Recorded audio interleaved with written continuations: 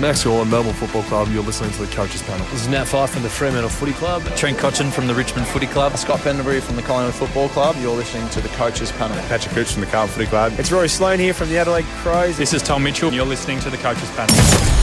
Hey friends, it's MJ from the Coaches Panel. I hope you're well. And AFL Fantasy finds a way to always throw you a couple of curveballs, doesn't it?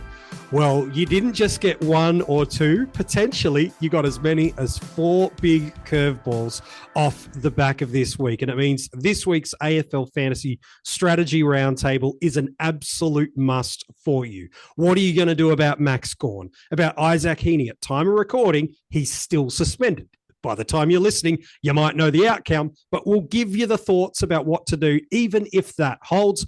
Izak Rankine's hoping to get it downgraded, but regardless, he's going to miss this week at the very least, and a couple more. Touk Miller's out. Oh, there's so much pain we've got to talk about.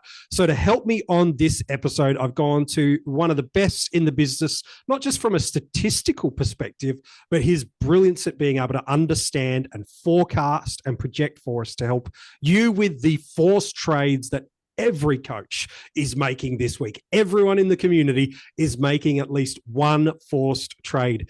Jaiden, good to have you back on the podcast. Mate, it's going to be a really interesting week of trading with so many popular premiums now out due to what the week of carnage gave us. Yeah, thanks, MJ. Great to be back. And yeah, it's a perfect week to be on. A lot of the time when I'm on a pod, I actually figure out things for myself when I'm talking through it. So I'm glad to be here because there's so many moving parts that, you know, I just need time to process and hopefully we can find some little nuggets that might help us with, I guess, what to do from this scenario. I'm a big believer in the more things that go wrong, the actual better chances that really good coaches who do listen to these types of podcasts, will love, because you just get chances to be a good coach. And I'm a big believer in that.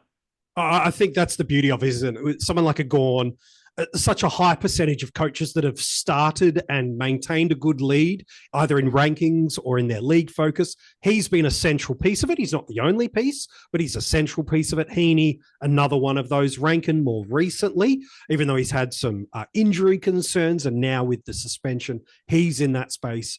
So there's a bunch of them. And I do want to talk about Touk Miller, although not anywhere near as highly owned as a Gawn or a Heeney. He was a popular value pick through the buys to be able to look at as well. And so maybe we start with the one that's going to hurt coaches in the forced movements the most, which is Max Gawn, because Heeney, as we said, there's an asterisk at time of recording, whether or not the suspension's going to hold out. But Max has just been sensational, like better than anybody had hoped. I know the past couple of weeks had been a little bit more back to probably more base level of what we thought we might have got off him. But I think at one point this year, Jane, he was averaging in that 120 range, was a permanent vice captain option for us every single week. We basically can take the pick of the litter with our rucks at this point. And so I want to list some names for you. And the reason I'm so thrilled to have you on this episode is don't just help us to look at, we've got Gawn, who's priced at 961 and got an average of 114. I can get anyone. It's about who's going to score well from here. And your projection scores at the Stats by Jaiden website are brilliant. The link for that is in the description of this bio. So let me throw some names and then tell me who's going to get it done for us over the next 7 weeks. Let's start with Tristan Xerri. Still popularly owned for a lot of people. He's been probably the starting squad selection of the year, I think, to be fair, based on value in terms of return. But there were a bunch of people that jumped out of him at some point during either the bye or through the year for a number of reasons. What's his fixture look like for the next couple of weeks? And for the smaller percentage of coaches that have jumped off him or never owned him to begin with, is Tristan Xerri a leading ruck candidate to replace Max Gawn for us? Yeah, I'd certainly think so. And that's a bit biased coming from an owner of Gawn and Xerri. I think the thing he's got going for him is, well, first of all, he's the best stoppage ruck in the comp, pretty comfortably. So he's averaging 80 points. 80 of his points come from stoppages, and like the next best is Nank, and he's at 72. So there's a big gap. And we kind of saw that a few weeks ago when he matched up with Max Gawn, who at the time was also, I would say, around the 70 mark. He's dropped off a bit now, but we saw that matchup and how Cherry can really, I guess, negate other rucks at stoppage, but he's pretty dominant. He grabs it out of the ruck a lot, so you get more points than a hit out if you do that, and you get a disposal away. So there's a lot of things going for him there. He's got that really good floor for that reason. He doesn't have anyone really chopping him out in the ruck, so that's his main strength, and that's pretty much not down to matchups a little bit. Like that can really help if you're against a like a ruck with not much experience, but that's the flaw that's really helped him to be the smash pick this year. Compared to years gone by where we've seen Tim English and Ryan Marshall dominate around the ground and getting marks, Cherry is just out and out ruck. So he's probably the safest of the lot. And I think if people don't own him, he's a really good option. Just looking at the fixtures, he does have Carlton and Geelong in the next two. Brodie Grundy's a bit difficult this week, but he's got Carlton and Geelong, which is really good. So if you're weighing up the fixture and you look at who has the best fixture now, you might go, okay, Tim English is better, but it's only because he's playing those same two teams as Cherry over the next. He's got the same 3 matchups over the next 3 weeks as Tim English. So you can kind of, I guess, forget about the fixture with those two and just pick the better player because they're going to play the same 3 teams. So I think the run is pretty good. And he's got that stoppage base that can really help him to just be very reliable. He's not going to put up a 60 like some of these other rucks have. That's just his style of play. So you mentioned Tim English. You mentioned a couple of rucks there. He's got alongside Cherry, at least on paper, statistically, a brilliant run because of those opponents that are there. But his scoring's been a little bit roller coaster, is safe to say. Is there anything particular behind that from your statistical analysis? Again, one of the great things you've brought to the community this year is an understanding of scoring at stoppage and scoring through transition. Does that unlock any key to the scoring for Tim English's just a bit of yo-yo scoring compared to what we saw over the past 18 months prior to this season? Or is it just simply just his evolution and the way the Bulldogs are playing? Because does he sit in that replacement of Gawn space as well? Yeah, certainly. He's actually the player I've got projected the best. Well, he was last week. He's pretty close this week because he did have a great matchup last week, hence the 131. That wasn't a massive surprise to me, but I guess with English, he's had to change a little bit this year. Last year, he was the best ruck in transition, which was pretty obvious if you watched him play, especially as a non-owner like me. You noticed it really badly where he would just run to the back pocket and get a +6. And you don't see that stuff from rucks. You don't see that at all. It's incredibly frustrating when you don't own, but that's what he's good at. He's good at the transition. He's the complete opposite of Tristan Cherry. But over the last few weeks, I've kind of noticed that he's actually, I guess, reverting to more of a typical ruck where his stoppage scoring has significantly improved.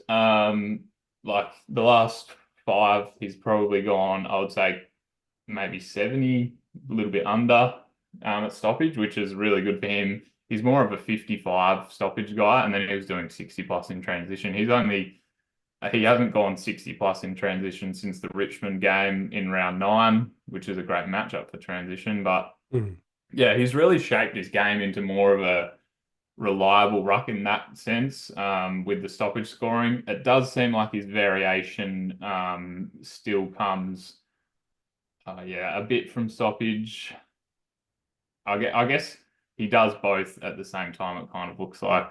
Yeah. He's not reliant, like he doesn't really have a consistent base. So some players will have, like Cherry, he will always score 80 at stoppage and then his variation comes in transition or something like that. But it seems like English is fairly unpredictable.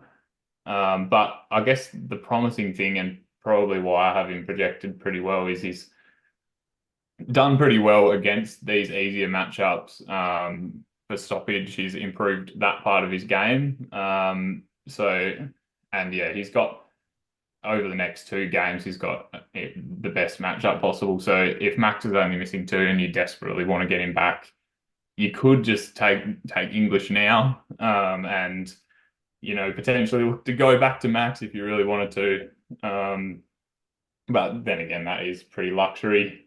I like English. I'm not sure where I will go yet. But yeah, I have English projected pretty well. He's got good scoring history. And I guess one of the downsides of Cherry is he's very reliant on stoppage. So if something went wrong there, you could get a floor score, but English he can score as a ruck, as stoppage, but he can get around the ground. Yeah.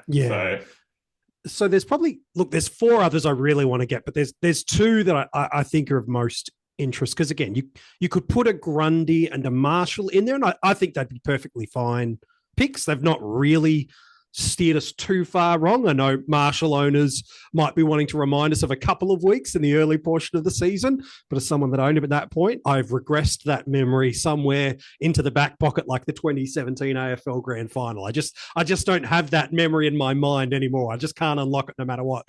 The 2 I want to ask you about is Toby Nankervis, who's the most informed ruck at the moment, coming off a monster score last week, one of the top scoring players in the game. We're only making a little bit of cash out, which really is nice, but not super driving important for us. So we're not paying for the value. Fellow panelist Mini Monk has been banging the jungle drums about how good he's going to be in this back half of the year. He's been saying that for a month now, so he's got a month of flexing. What's he like as a replacement for Gawn over this next 7 weeks? Yeah, he's a great option as well. As I said before, he's got that really reliable stoppage scoring, and he's very, very reliant on it because I guess until last week he hasn't had many ceiling scores, and he's had a few that have been, I guess, around the 80 mark, but in all of those he's pretty reliant on the stoppage stuff compared to the more traditional AFL fantasy relevant rucks like Gawn and Grundy in the past. But he's very stoppage. On the weekend, in his 150, he put up 109 from stoppage, including 47 from the centre bounce, which is ridiculous. I really like him. The fixture is really good. GWS have been a bit interesting in the Briggs matchup. Like if you're wanting to go straight away for that instant reward, it's a little bit interesting. It's probably DeConing went pretty well last week, but Briggs absolutely. I would say Briggs was probably the best performing ruck last week in AFL sense. So Briggs isn't out of form. So that'll be an intriguing matchup.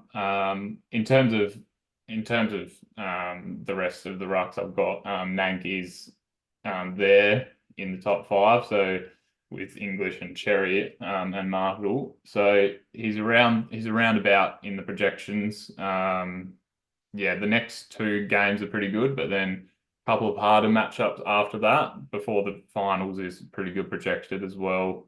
I guess the main consideration for Nank is, I guess partly the ownership, and also he's up there in price compared to some of these other ones as well. If you're wanting to go cheaper, which is probably where you'll talk now.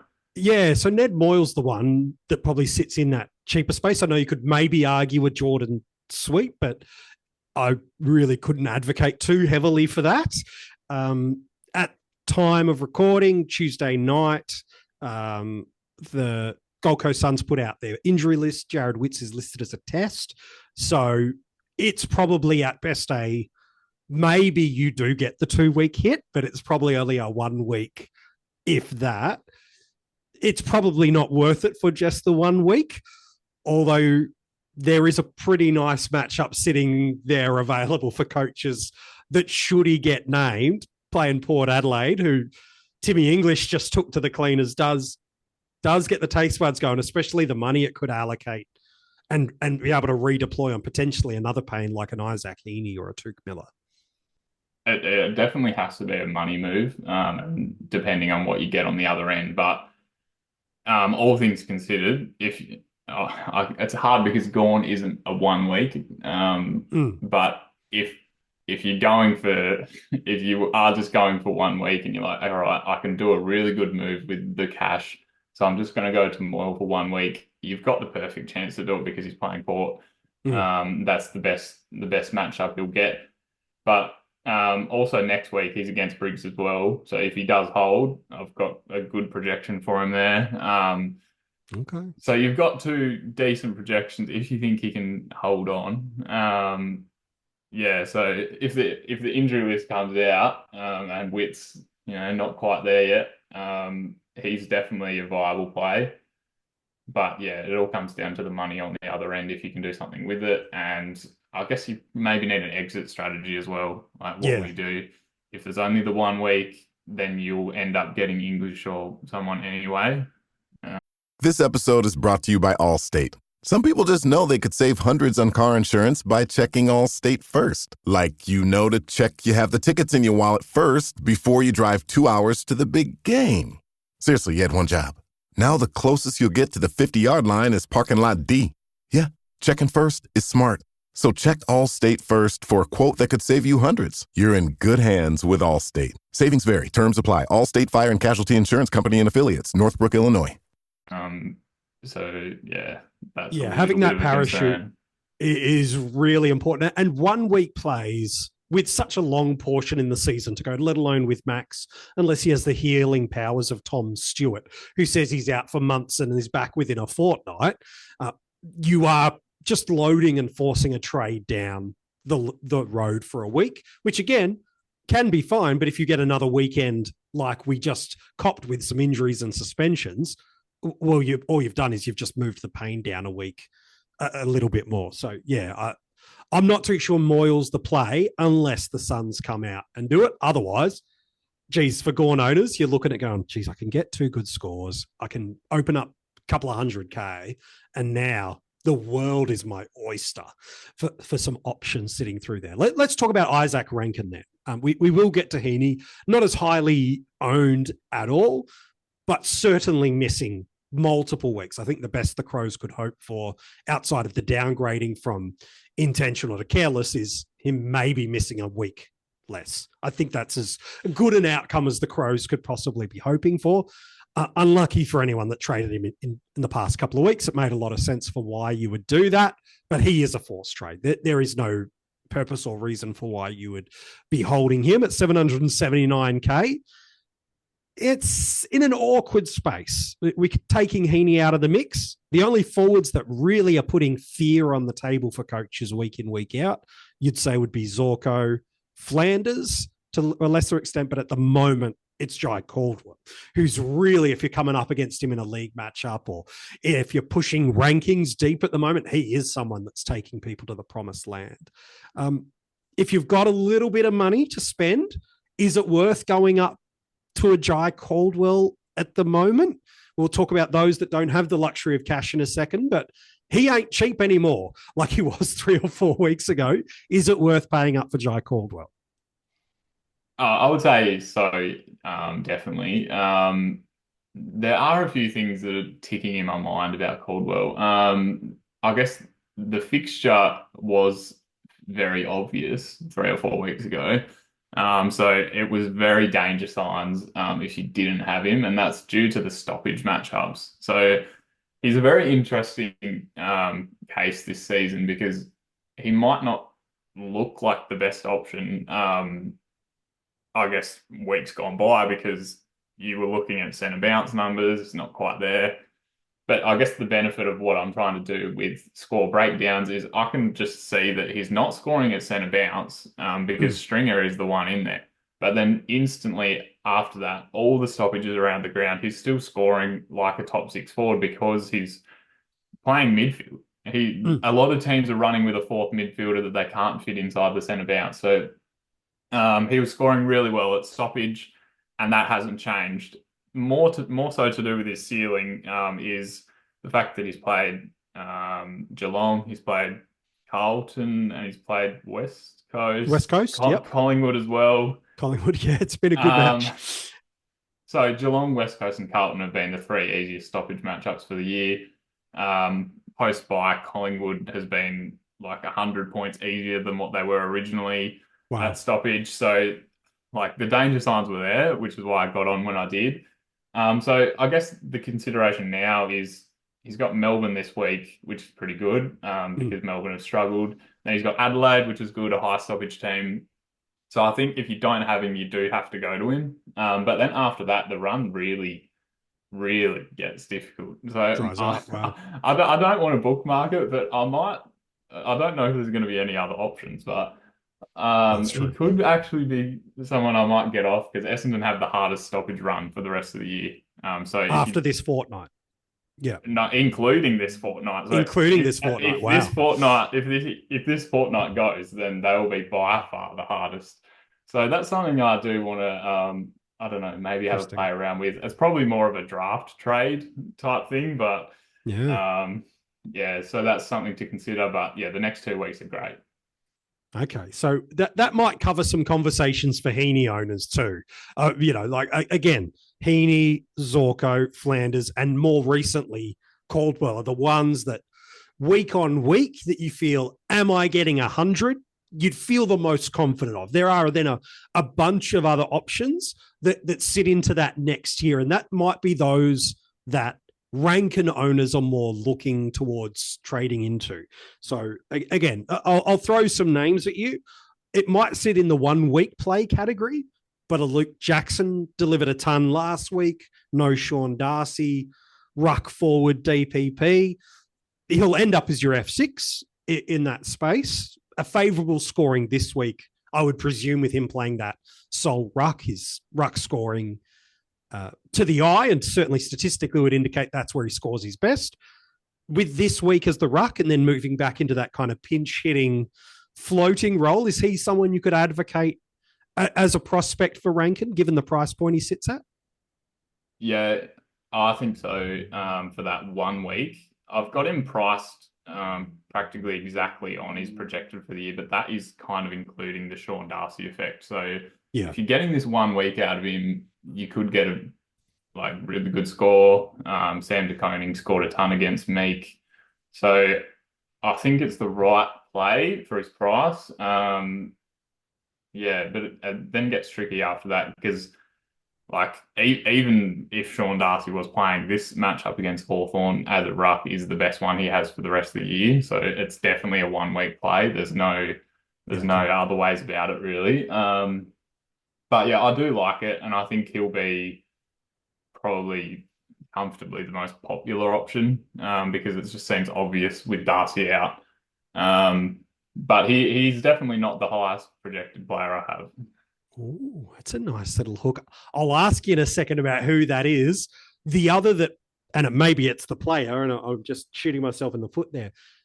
Darcy Moore has got as good a ceiling as any of our forwards have available to us this year. He's also got as bad a basement as any of our premium forwards could probably wish to offer up. That said, his more recent form seems to be a bit more stable. And again, that might be more due to who he's played and where he's playing, more so than an uptick in anything more specifically. But you need a little bit of money to get there now, which hopefully you should be able to get there. Is Dylan Moore a prospect for you as well? Yeah, definitely. In terms of the projections, definitely not, because he's grouped with the general forwards. He's a very awkward player because he doesn't really play like the Bo McCreary types. So he does have that ceiling like 5, 1, 10 scores, but then everything else is not great. Overall, in terms of his scoring, the transition stuff is very good when he scores well and very bad when he doesn't score well. But I guess the promising thing from the weekend and over his last 5 is, I guess with these types of players in the forward line, you do want a little bit of midfield time. Yep. You're not going to see that in centre bounces. But you will see that around the ground. So on the weekend in the Geelong game, there was a lot of stoppages and a lot of ball ups. So when he's playing the high half forward role, that's perfect because you want the ball ups to come. I think there's 42 ball ups, which is pretty good. And he scored 27 points from that alone. So that's a nice little boost to his already reliable transition stuff that you do want. But with these forwards, we've seen it for many, many years in AFL Fantasy. If you could just get that little bit of midfield time, and that helps your floor. Yep. So that is something that he was not doing at all at the start of the year when he's putting up 40s. I think he was scoring 10 points from stoppages, like all up. Yeah, wow. But he did 46 on the weekend, so that's where that kind of ceiling can come from. But more importantly, like a little bit of a reliability in his scoring base. Yeah, which is needed. So then there's probably a bunch of other names that people might be looking at. There's a Brian Myers who's you actually make money off. In fact, most of these guys, I think you do. A Matt Kennedy, who's coming off back-to-back tons. McInerney from the Swans, although they've got a Callum Mills back, so how that team kind of structures up a little bit might be changed up a little bit. Certainly if Heeney is out of the side, that could do it too. Baker, I know, was a consideration early in the season for a number of coaches. Jeremy Cameron could have got 150 if he kicked straight on the weekend. And Jai Simpkin is another one in there as well. I know I've just pitched like 6 names at you. If I haven't hit your number one forward that you've projected, then I'd love to hear that one too. But who of those guys, again, Simpkin, you're making, I think, like 150, 160K off. So there's a factoring of cash, I would suppose, comes into that downgrade or sideways trade, should I say. Who of those kind of 5 or 6 names I just rattled off to you feels like the more projecting wise is the better scoring or more reliable scoring prospect for us? Yeah. So I guess there's a couple of things about the projections in general. So first of all, the role that is inputted to a player is incredibly important. So as I said before, Dylan Moore's a general forward, so he's never going to be protected well. And number 2 is that I don't give players a boost because their name is Max Gawn. I don't go, okay, he's Max Gawn, so he gets more points. It's all on a competition level, which means it's quite dependent on role, but it's also not biased towards players that we might not consider at all. So like a few of those names you've mentioned aren't close because of their role being a general forward, things like that. But the wing role is pretty well projected for a forward.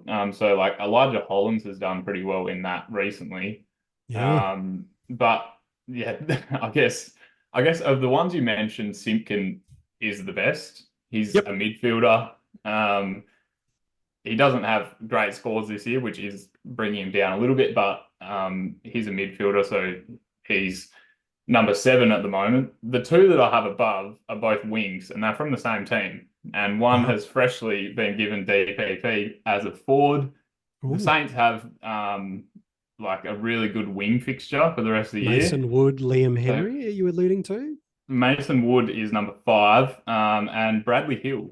So he was there last week. He was F6 last week in my best team for the year.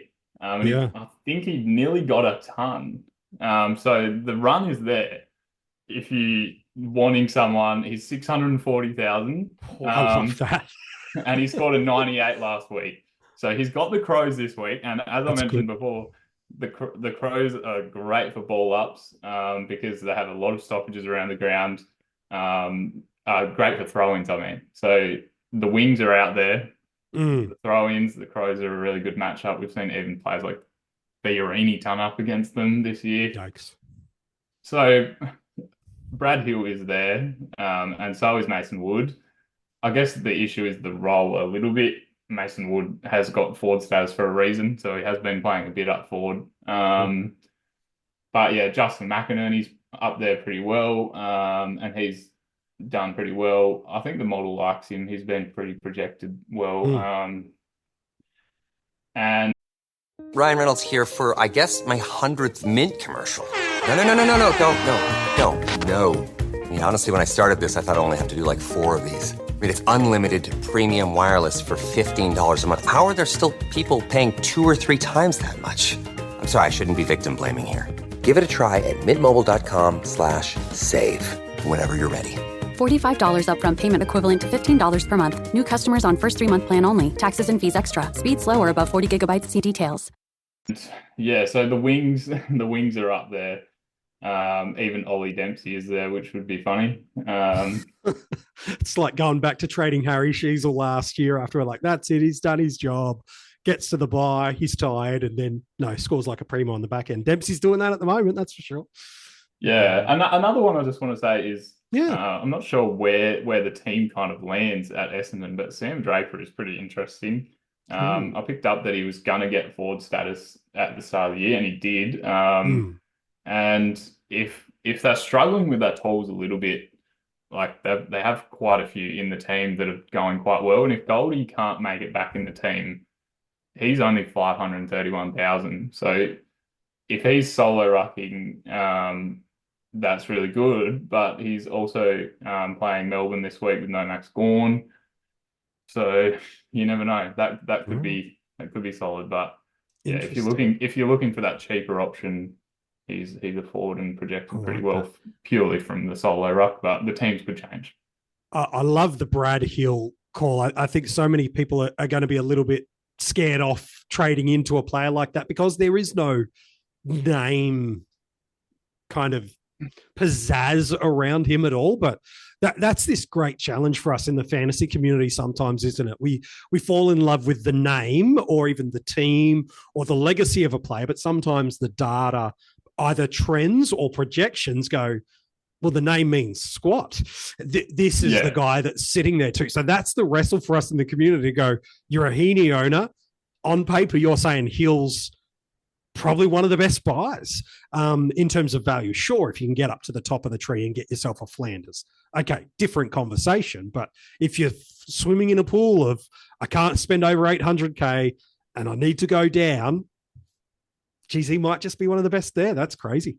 Yeah, and it's crazy because like for that exact reason, that's why there isn't a Max Gawn tax in the projections. There's not an individual player tax because it's just all the players considered in the same pool, and that's, I guess, one of the like random benefits that come from it. It's more to do with the fitting the model point of view, because otherwise, if you have a tax for every player, then all their scores are exactly what you project them to be. But yeah, he's a very interesting one purely from the role. And I know a few people got on him last week and they would have been pretty happy. So hopefully it can continue. I'm curious. We kind of breezed over Heeney. And again, maybe it's because, there's at time of recording, we don't know if he's suspended or not. I know Jaiden is constantly looking at 50 billion tabs, not just for the constant different projections of players I'm asking, but we are literally waiting to find out as we're recording if there's any news on that. So if it comes, you'll hear our real-time response to it. But at 892K, he's not as expensive as he was at one point, but he does sit at a space now where for most coaches, without having to do too much, you could pretty much get into anybody, not just in the forward line. So given the preeminence of DPP for a lot of people in their teams, they might have a Luke Jackson who they could flip into their, and maybe it's for Gawn too, we could get there. A Jackson could pop in. They might be running a mid forward in their midfield or a defender. We might not just be looking for a forward replacement. We could be looking to get that top end just with how different teams have structured up or positioned themselves this year. So you've mentioned you've done some season-long projections. And again, if you go to the Stats by Jaiden website, you become someone that just shouts him a coffee and takes care of it. There are some nice little rewards that come your way if you do that. Who are some guys that you're projecting from now to the end of the year that are kind of in that top tier of scoring, kind of the top 3, 4, 5 scoring guys, position irrelevant, really, that coaches that might have DPP that now they're like, Heeney can go to any big dog I want. If you're going up to the top of the tree, who are the top 3 or 4 names you'd suggest that projecting-wise you think could be absolute knocking the door down for us by the season's end? Yeah, that's a very great question and one that I can answer pretty easily. I'd say the top one is Bontempelli. He's got really good matchups, good scoring history, and right below him is Treloar. Treloar did a lot better in the Port matchup. I had them both fairly high last week, but they did get smashed in there. But Treloar still put up a really good score. So I don't have either of those, and I'm a little bit worried.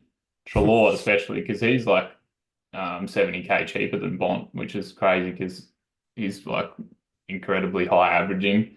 Yeah. So those two. I guess another one, well, I can go down the list here. So Errol, Sarong, Sheasel, Flanders.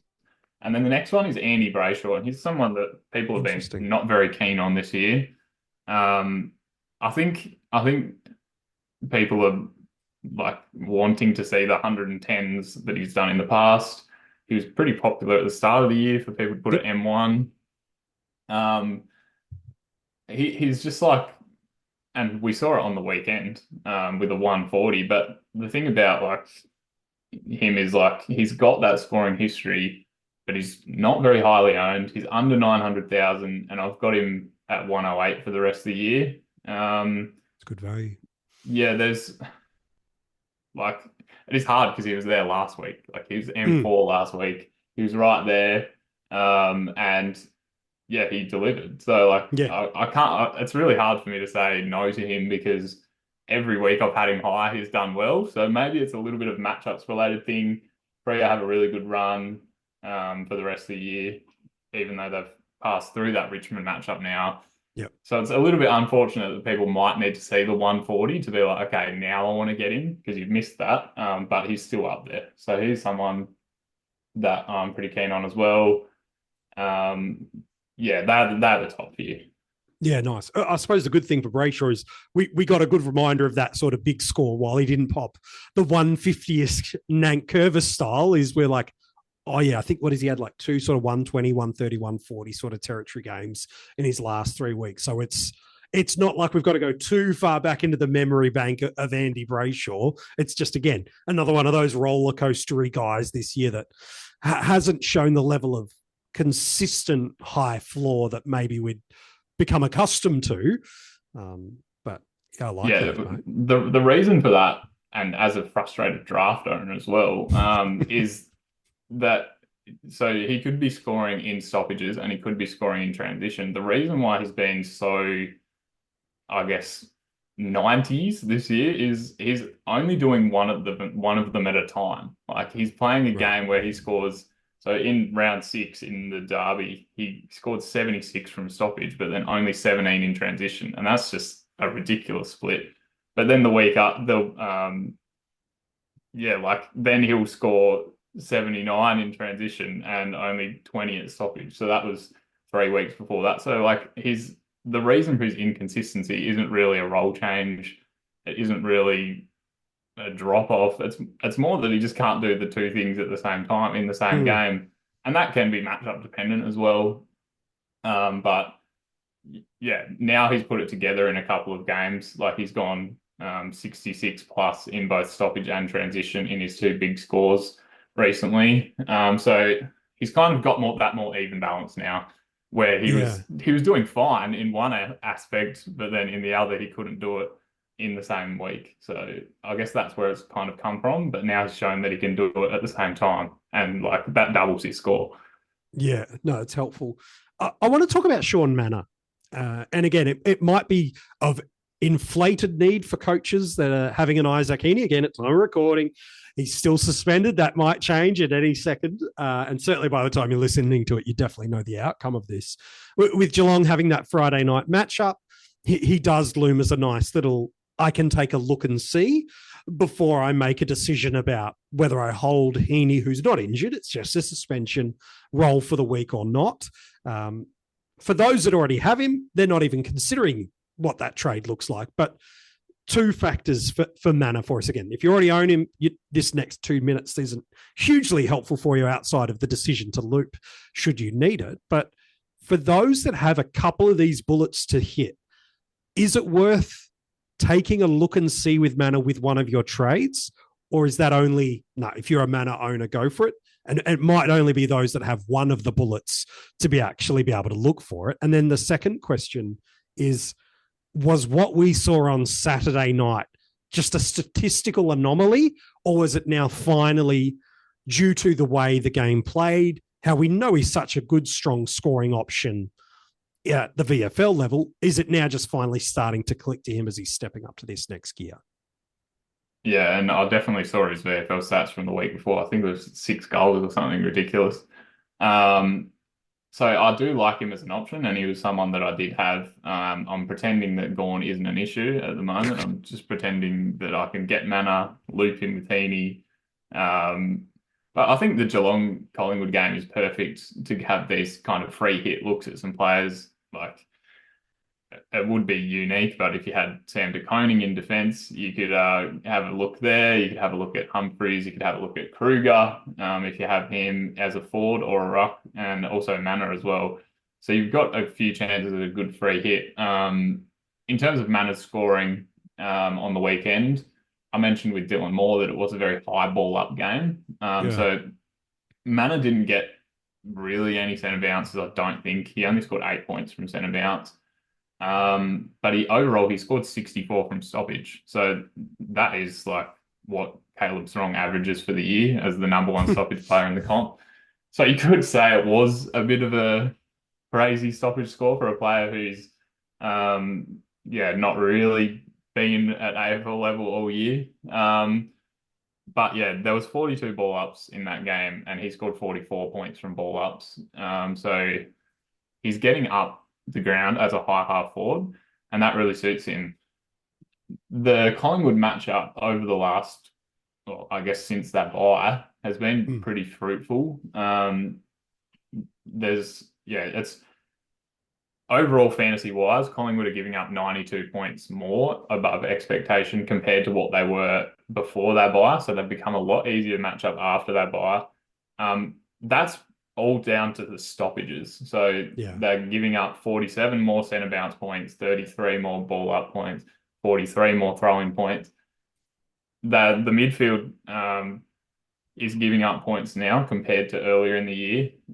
So if you are wanting that free hit, I can see him doing something similar. Even though he is not full-time midfield, he is coming up. He is playing around the stoppages.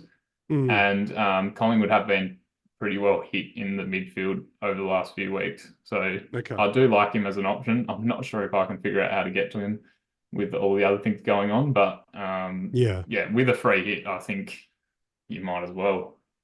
And that's the beauty for coaches that don't have the multiple trade dilemmas of maybe they don't have themselves a Max Gawn, maybe they don't have the Izak Rankine. So that's again the difference that different coaches have available to them this week is they could look at, again, some own him, some don't. Some can make all these kind of different moves and look at a bunch of different things. And so that's what we've got to factor in. It's never a one-size-fits-all approach. Some already have Mannagh, don't need to trade, can do the look and loop, and then based on the scoring of Friday night, adjust accordingly and make some kind of movements for us through there, whereas others have Gawn, have potentially Heeney, have Rankine, and then have this guy, Touk Miller. So some are definitely giving their bench an absolute stretch. 775K, been okay in the last couple of weeks, safe to say. Not been as dominant as I think people would have hoped he could have been this year. But the players that are in that comparable price range, it feels a little bit Mordorish at the moment where you're not loving the pure midfield options. It might be a little bit different if you're looking for, a defender to move or looking to loop something into your forward line. Okay, we've mentioned some cheaper options. And then, you can move your Heeney up and away you go. But those that are just like, I want a pure mid. I'm looking at some of these names that are there, and it doesn't, without spending another 100K, it's not really pretty. You're looking at De Goey, you're looking at Berry, you're looking at Rowbottom, you're looking at Durham, you're looking at Callum Mills is back this week. So if you really want to just play for some fun, maybe that's an option through there. Do we just need to spend another 100K and get up to a Dawson or a Laird type? I don't even know if those are great names to look at. Is it just not? There's nothing really great in that sub 800K range outside of Rosie, is probably the obvious one. Who's the guys that if you've got cash strapped that are in that kind of sub 850 range that you go, look, this feels like a pretty good buy for you at the moment? Is there anyone in there for us? Yeah, so if I filter for the guys I've got projected to go 100 for the rest of the season, you mentioned a few of them. So I mentioned before that Deciding which credit card or loan is right for you is like trying to choose where you want to eat for dinner. Except when you finally get to the restaurant, the menu's riddled with jargon that no average foodie could understand. So at Credit Karma, we keep things simple. We show you personalized recommendations that align with your money goals and help you turn the confusing fine print into terms you can actually understand. And as a cherry on top, we provide a detailed overview for a new card or loan before you apply. That way, we can help you make decisions faster and with more confidence. Download Intuit Credit Karma today to get started. Bont and Trelaw have a great run. That also includes Liberatore. He's 802. He's decent value. And I've got him in the top 8 mids for the whole year. That's mainly due to the fact he's had, over the last 2 years, he's had some injury-affected scores that I don't include in his projecting because that's not really fair on him. So his numbers look better than what they do look in fantasy itself because he's had those injury-affected games. He didn't quite go amazing against Port, but yeah, he's a good option. There's one player that I have that's better value than him, and he'll actually be in my top 5 captains this week, and he's $681,000, and that's Stephen Cornelio. So come on down. So he was in my top 5 captains the week he got injured. He was on 40 plus at quarter time against Geelong, and then he got injured. So he's someone who's very cheap, and he's got Richmond this week, which is pretty solid. He's only scored 84 last week, so you might be a little bit concerned about that. And he doesn't have the greatest history of scoring. He only scored 112. You're selling it strong, mate. So, and that came from 2 goals. I guess with him, he was kind of eased back in after the injury a little bit. So he didn't score that well against Adelaide. He scored 84 on the weekend, and you might look at that and be like, that's not a good score at all. But if I look at his splits here, he scored 68 of those from stoppages, including 38 from centre bounce. Now, it was a high stoppage game because of all the goals. Sure. But that element of his game is there. So if he gets back to the kind of 40 to 50 range that he was doing at the start of the year in transition, then that's pretty suitable for him. And so, yeah, I've got him projected to go 100 plus. Not sure how much I love it, but he's there as a really good value option, and that's 681,000. A few of the other names, Rosie's there. Yep.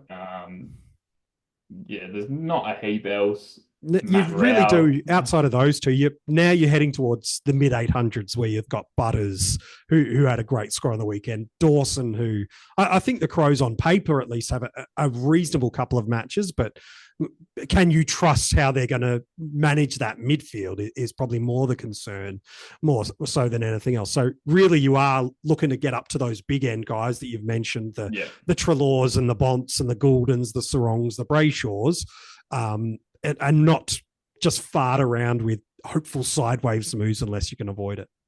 Yeah, so that's pretty much what you want to do at this time of year, unless you're really struggling. Then I can recommend Cornelio, and hopefully you desperate go Cornelio. Hopefully you get a good score this week. Like it could just be a 1 to 3 week play that you do. And he's very cheap. For those who love the centre bounces, he had 84%, which was GWS's best on the weekend. So he's there up against Richmond. that's why he'll be in my top 5. I like it, mate. Hey, you've helped us an absolute navigate this potential minefield for coaches this week. Some in the community have only one potential carnage point, which again might not even be there by the time the tribunals finish sitting on Tuesday evening. Others have 3 or 4 pain points approaching this week. And certainly it's where your bench hygiene is important to have always kept it moving and not just keep sacrificing available possible options on your bench and only maximizing scoring on field, because weeks and rounds like this do come. And it's probably this last little moving week that could kind of really help us up through there as well.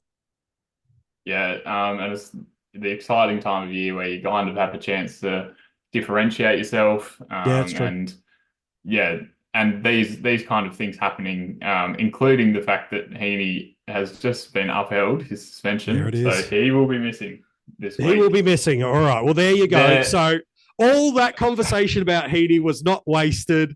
I'm not smiling about him missing. I'm just smiling. I didn't waste your time throughout the podcast, and you'll just be able to listen to it. Hey, Jaiden, mate, you've been a star for us, and obviously for a bunch of other content creators right throughout the preseason and season proper. You've been so generous with your time. Where can we keep in touch with you across social media? And also, where can we keep updated with some of these great stats and information you've been sharing with the community?